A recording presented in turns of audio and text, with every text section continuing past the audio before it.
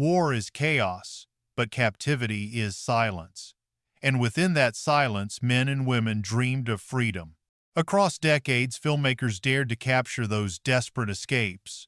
Stories of barbed wire, tunnels, forged papers, and fate's cruel hand. But not all tales were celebrated. Some were forgotten, others banned, a few quietly buried. Tonight, we count 12 POW escape films you've never seen. Danger Within 1959.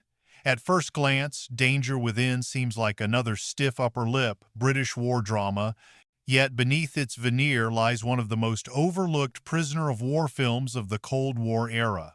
Released in 1959, the film adapted Michael Gilbert's novel about British officers trapped in an Italian POW camp, planning escapes even as a sinister murderer lurks among them. Unlike The Great Escape, which romanticized Allied resilience, Danger Within emphasized claustrophobia, paranoia, and betrayal. It wasn't merely about tunnels and barbed wire, but about the psychological breakdown of trust inside confinement. The twist? These prisoners had to solve a murder before attempting escape, a blending of POW realism and Agatha Christie suspense. Audiences of the time were confused. Critics praised the tension but found the mix of war and whodunit unsettling. Without Hollywood's marketing machine or star power, it faded quickly, overshadowed by larger, more patriotic production. Yet today, film historians hail it as a precursor to modern psychological thrillers. Its legacy whispers that captivity doesn't just cage the body, it corrodes faith in fellow men. Reflecting on it now, Danger Within reminds us that not all wars are fought against the enemy outside the fence. Sometimes the real danger is already within. The Wooden Horse, 1950. In 1950, only 5 years after World War II ended, audiences were still raw from memories of rationing, loss, and survival. Into that fragile landscape came The Wooden Horse, based on a true escape from Stalag Luft III, the very camp later immortalized in The Great Escape. But this wasn't a blockbuster. It was stripped down, intimate, and hauntingly real. The method? Ingenious simplicity. Prisoners disguised a tunnel entrance beneath a wooden gymnastic vaulting horse, carrying it out daily to the yard. Under the watchful eyes of guards, men exercised above while diggers toiled below. It was a performance, a lie made flesh, until the tunnel stretched far enough to reach freedom. The film embraced authenticity, using actual veterans as consultants. Yet because it avoided melodrama and patriotism, many dismissed it as too subdued. In America, it barely made an impact. But in Britain, it stood as a quiet counterpoint to Hollywood's spectacle, proof that truth didn't need embellishment. The irony? Later, Hollywood would retell the same Stalag Luft escape in grand, heroic fashion, leaving The Wooden Horse largely forgotten. Today, revisiting it feels like uncovering an artifact. Raw, restrained, yet burning with the dignity of men who fought their war not with guns, but with patience, courage, and a hollow wooden shell. It's a reminder that sometimes the smallest stories of escape carry the greatest weight. Von Ryan's Express, 1965. When Frank Sinatra headlined Von Ryan's Express in 1965, the world expected glamour, heroics, and perhaps a crooning soldier boy. What they got instead was something darker, sharper, and surprisingly cynical. Sinatra played Colonel Joseph Ryan, an American airman who found himself among skeptical British prisoners in an Italian camp. From the start, Ryan wasn't the typical Hollywood war hero. He was pragmatic, unsentimental, even selfish. A man whose decisions seemed designed to survive rather than inspire. Audiences were stunned by this portrayal. Sinatra clashed with British officers, broke traditions, and at times appeared more traitor than savior. Yet the brilliance of the film lay in that very ambiguity. Could heroism come from someone flawed, reluctant, and mistrusted? As the prisoners attempted a daring train escape through occupied Italy, the question lingered over every scene. Behind the camera, tensions matched the story. Sinatra, always a perfectionist, pushed for authenticity and reportedly grew impatient with lengthy takes. Meanwhile, director Mark Robson balanced spectacle with grit, staging an unforgettable climax as prisoners raced against German troops aboard a speeding train. The finale was both thrilling and tragic, sealing the film's reputation as more than just escapist entertainment. Critics at the time noted the unusual ending. Without spoiling it here, let's just say Sinatra's character didn't ride into the sunset. Instead, the conclusion challenged the audience's hunger for easy victories. That risk, coupled with Sinatra's magnetic performance, turned Von Ryan's Express into a box office success, though its darker themes made it less rewatchable compared to cheerier war adventures. Today, the film remains a testament to mid-1960 seconds, Hollywood daring to question the myth of the perfect soldier. Its legacy whispers, escape is never just about running free, it's about who you become in the attempt. Escape to Victory, 1981. By the early 1980 seconds, war films had grown predictable. So when John Huston directed Escape to Victory, audiences expected another solemn tale of tunnels and fences. Instead, they got a mashup that defied belief. A POW escape film crossed with a rousing sports drama. That's right, soccer as survival. The story followed Allied prisoners, including Michael Caine as the weary captain and Sylvester Stallone as an unlikely American goalkeeper, who were forced to play a propaganda football match against Nazi officers in occupied Paris. Beneath the guise of sport, however, lurked a daring plan. The game itself would serve as cover for an escape attempt. The casting alone was a sensation. Alongside the actors were actual soccer legends like Pelé, Bobby, Moore, and Osvaldo Ardiles. For fans, it was surreal icons of world football kicking across the screen in a war drama. For critics, it was absurd. Could sport really blend with the gravity of war? Huston thought yes, and his gamble created one of cinema's strangest cult favorites. Production was not without hiccups. Stallone, new to the sport, trained rigorously yet still looked out of place next to professionals. Caine admitted he could barely run, yet his gravitas carried the film. And then there was Pelé scoring the most choreographed bicycle kick in film history, a moment so theatrical it transcended the absurdity. While critics rolled their eyes, audiences loved the energy. The film became a minor box office hit, especially in Europe, where soccer's cultural weight transformed it into a beloved oddity.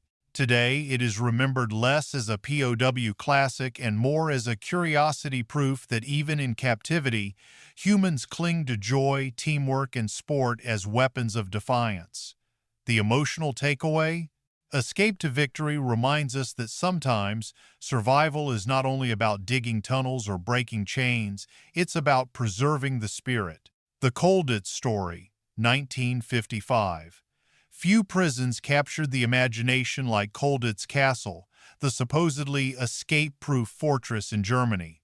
In 1955, British director Guy Hamilton brought the Colditz Story to screens, dramatizing the ingenious methods Allied prisoners used to defy their captors. It became one of the earliest attempts to immortalize real Colditz escapes, and for a time, it was hailed as definitive.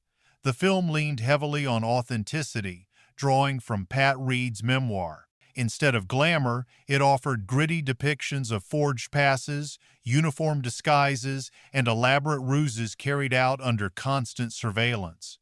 The tension lay not in action sequences, but in the meticulous planning and nerve-shredding anticipation before every attempt. Hamilton's direction gave audiences a different kind of war. Film one rooted in patience, precision, and the very British celebration of cunning over brute force. While Hollywood would later exaggerate such stories with explosions and star power, the Colditz Story embraced restraint. That very choice made it beloved in Britain but less accessible abroad, where audiences wanted spectacle rather than subtlety. Behind the scenes, filming at the real Colditz Castle brought eerie authenticity. Crew members reported unsettling sensations walking the same halls where prisoners had suffered. Even actors admitted the atmosphere was heavy, as though history itself clung to the stone walls.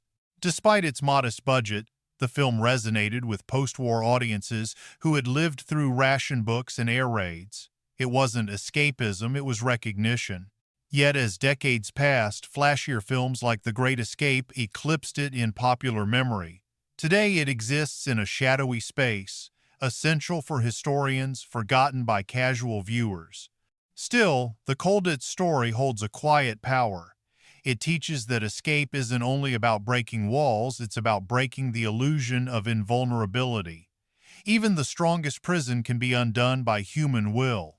The Mackenzie Break, 1970. When the Mackenzie Break landed in 1970, audiences expected another stiff-lipped Allied escape film. Instead, it flipped the script.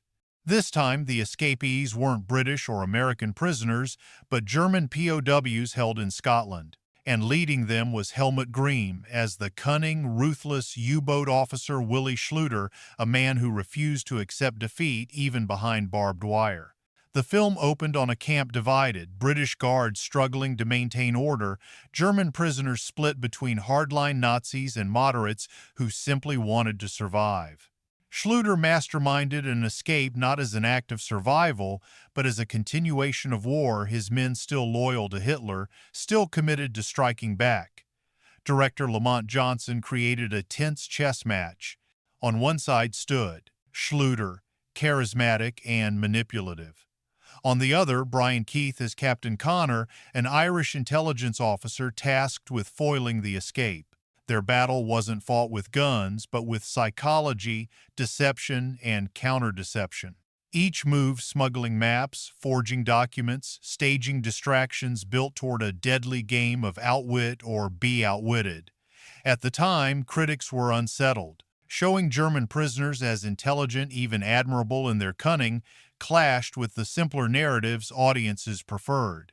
Yet this very choice gave the film longevity. Instead of painting heroes and villains in stark lines, it suggested a truth often avoided, that POW escapes were fought by both sides with equal ingenuity and desperation. The climax, an attempted breakout via submarine rendezvous off the Scottish coast, was thrilling, tragic, and morally ambiguous. Were we supposed to cheer their daring or condemn their loyalty to a monstrous cause? That tension lingered long after the credits. Today, The Mackenzie Break stands as one of the rare escape films that dares to ask, what happens when freedom is used not for survival but for further war? King Rat, 1965. King Rat isn't a film of tunnels, trains, or daring disguises. Instead, it explores a darker prison, one without barbed wire theatrics, but with starvation, disease, and moral corrosion. Released in 1965 and based on James Clavell's novel, the film follows American Corporal King George Segal, a prisoner in a Japanese camp in Singapore, who thrives where others crumble. Unlike traditional POW films celebrating unity and resilience, King Rat strips away illusions. Here, survival belongs not to the noble, but to the cunning. King manipulates black markets, trades with guards, and builds power while fellow prisoners starve. To British officers clinging to ideals of honor, he is a parasite. But to others, he is a lifeline, proof that in captivity, morality bends to necessity. Directed by Brian Forbes, the film captured the suffocating atmosphere of Changi Prison, where Clavell himself had once been a POW. Its authenticity was haunting. No sweeping orchestras, no patriotic speeches, only the sound of hunger, the rustle of contraband, the grinding despair of captivity. At the time, audiences were divided. Some praised its honesty, others recoiled at the absence of heroism. George Segal's performance, charming yet unsettling, refused to let viewers rest easy. Was King a survivor to be admired, or a vulture to be despised? The film never answered, leaving the audience to wrestle with the question.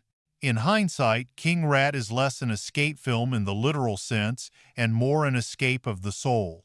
It shows men clawing for scraps of dignity, some preserving humanity, others discarding it. Its legacy is not adventure but confrontation, a mirror held up to human weakness and resilience alike.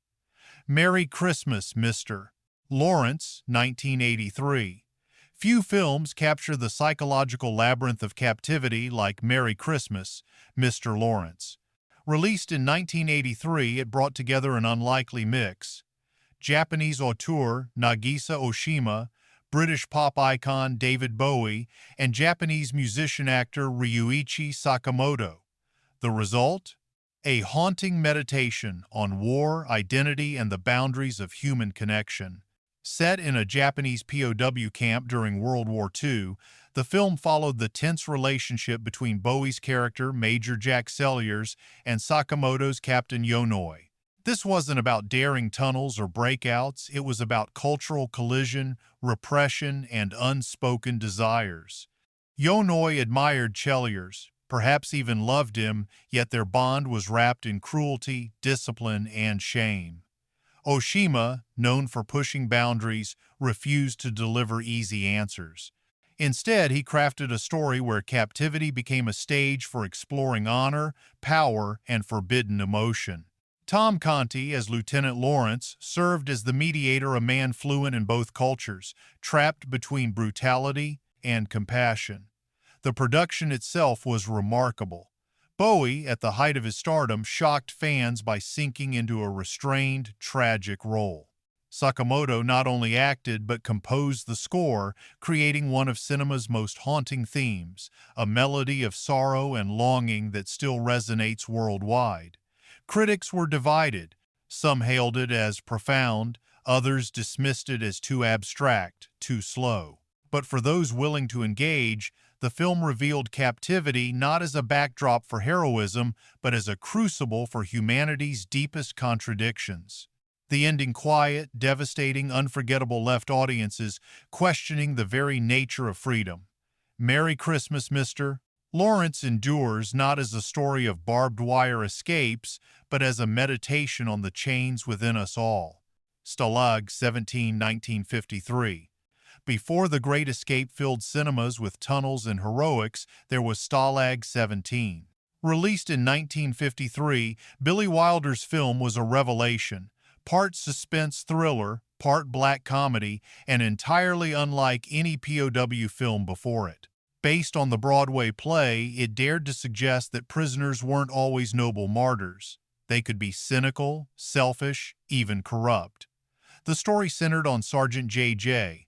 Sefton, played by William Holden in a career-defining role. Sefton wasn't a hero. He hoarded cigarettes, traded with guards, and made no secret of caring only for himself. When escape attempts failed, suspicion fell squarely on him. Was he a collaborator or simply too clever for his own good? Wilder, himself an Austrian émigré who had lost family in the Holocaust, infused the film with biting humor and unflinching darkness. The barracks were filled with bickering, schemes, and grim jokes about survival. The suspense revolved not on whether the men could dig out, but whether they could identify the spy among them before it was too late. Behind the scenes, Wilder clashed with his cast, who feared the film's cynicism would alienate audiences still nursing post-war wounds, but his instincts proved right. The mix of gallows, humor, and tension electrified viewers. Holden's performance won him the Academy Award for Best Actor, though he nearly turned down the role, fearing audiences would hate Sefton. What made Stalag 17 endure was its refusal to sanctify war. It showed POW camps not as stages for glorious defiance, but as microcosms of human frailty. Sefton's final act of reluctant heroism was earned, not granted, and that moral ambiguity resonated in ways more sanitized war films never dared. Even today, Stalag 17 reminds us, sometimes survival demands self-interest, and sometimes the most unlikely figure becomes the path to freedom. The Hill, 1965.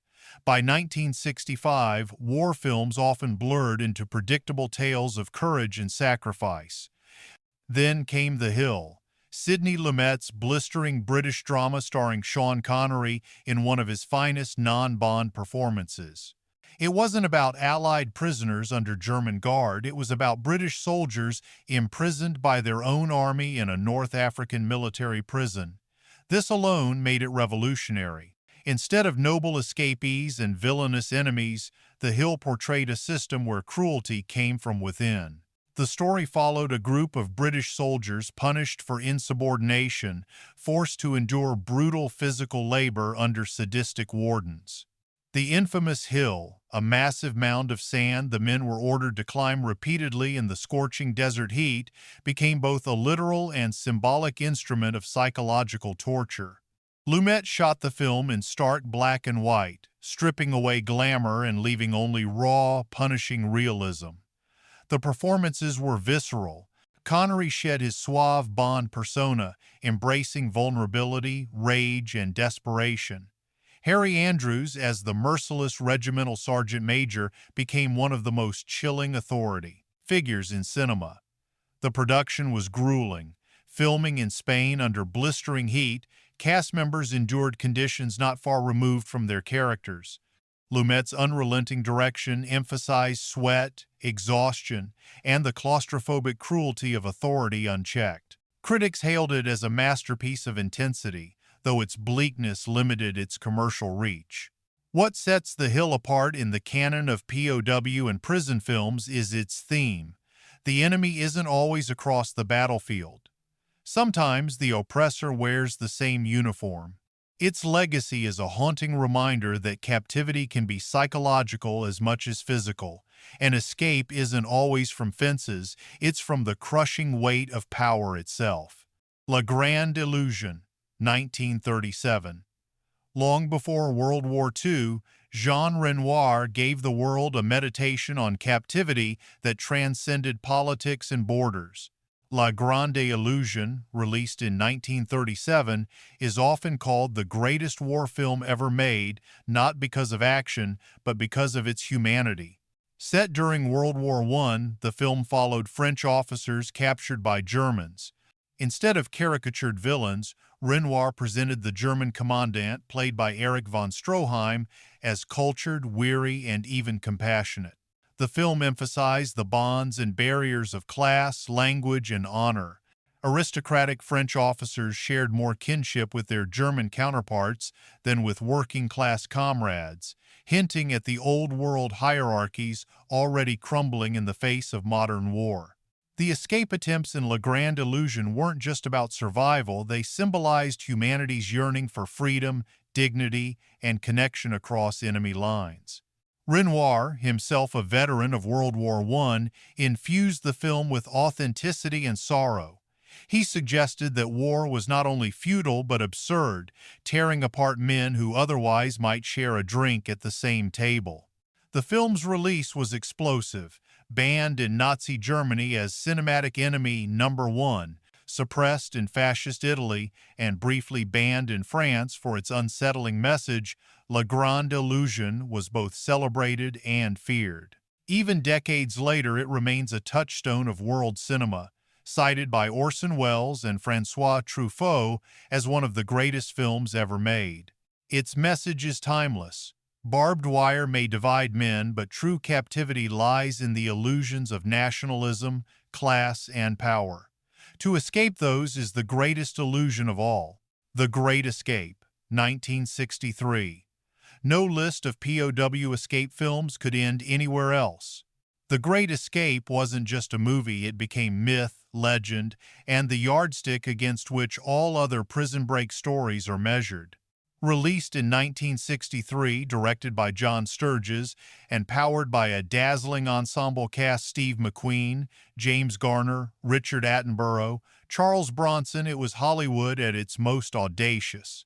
Based on real events at Stalag Luft III, the film chronicled the Allies' most ambitious breakout attempt. Prisoners built elaborate tunnels nicknamed Tom, Dick, and Harry, crafted disguises, forged documents, and orchestrated one of the boldest escape plots in wartime history. While the film took liberties most famously with McQueen's motorcycle chase, pure Hollywood invention, the essence of resilience, defiance, and ingenuity remained intact. Audiences worldwide were enthralled. The sheer scope of the story, combined with its charismatic cast, transformed the film into an instant classic. McQueen's rebellious charisma, especially his iconic leap over barbed wire, cemented his status as a counterculture hero. Bronson, portraying a claustrophobic tunneler, and Attenborough as the mastermind, gave the story human stakes that elevated it beyond spectacle. But behind the glamour lay a darker truth. The real escape, carried out in 1944, ended in tragedy. Of the 76 men who tunneled out, only 3 made it home. 50 were executed on Hitler's orders in one of the war's most infamous atrocities. The film, while thrilling, softened this horror, yet for survivors and families, it remained a reminder of sacrifice. Production itself was demanding. Filming in Germany, Sturges battled weather, logistics, and egos. McQueen briefly walked off set, unhappy with his role, only to return after producers expanded his part. That tension birthed one of cinema's greatest icons, the Cooler King, bouncing a baseball in solitary confinement. 60 years later, The Great Escape still defines the genre. It is a tale of camaraderie, ingenuity, and bittersweet triumph. A story that celebrates freedom even in the shadow of tragedy. Its final note is not just one of daring escape, but of remembrance, that some dreams of freedom are paid for with lives never lived again. From wooden horses to football matches, from tragic illusions to legendary tunnels, POW escape films remind us that freedom is never simple. It's sacrifice, cunning, and the indomitable human spirit. Which of these films moved you most? Share in the comments, subscribe for more hidden cinema, and never stop remembering.